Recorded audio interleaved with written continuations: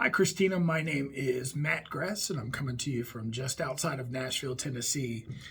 I wanted to comment on your post this week because there were just some themes and ideas that you brought out that I found interesting and I thought would make a good discussion this week. And so here we go. I'll just dive in. I wanted to focus first on the sentence in your second paragraph. You say, these videos captivated not just broad cultural knowledge, but a glimpse of what it means to be human. Shared brokenness, shame, guilt, pain, but also perseverance, advocacy, hope, and restoration. I love the word restoration because that to me speaks to what we do, whether you're a counselor or another kind of helper. We're trying to restore what was once broken. I think obviously that translates over into our spiritual life as well.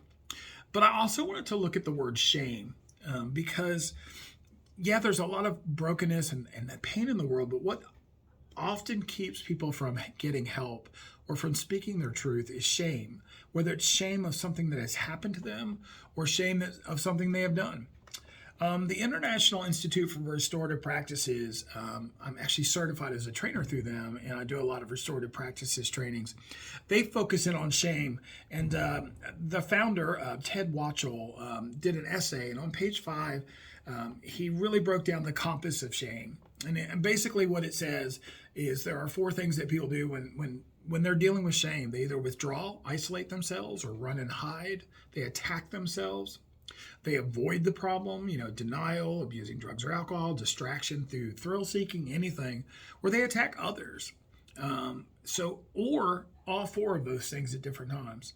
Well, when people are experiencing shame or somebody is shaming somebody, it's really hard to find healing. It's really hard because our natural instinct is to just push against that, whether it's ourselves, attacking ourselves or attacking others or just hiding.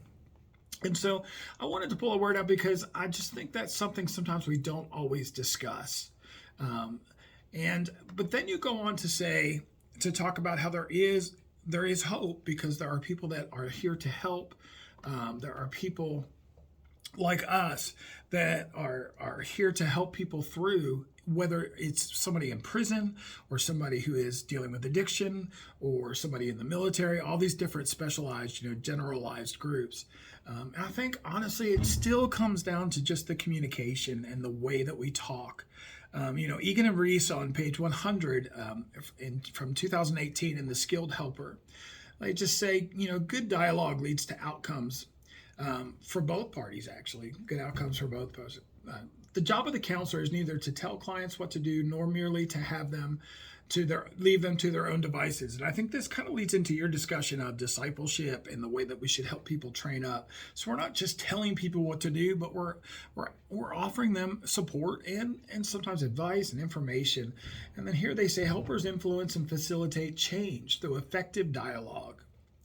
And so I think when you're talking about discipleship, I would couch that under the way that we speak to people, the way that we work with them to help them get there. We provide the space to help them get there. And you talk about, how people come broken and sometimes they get stuck.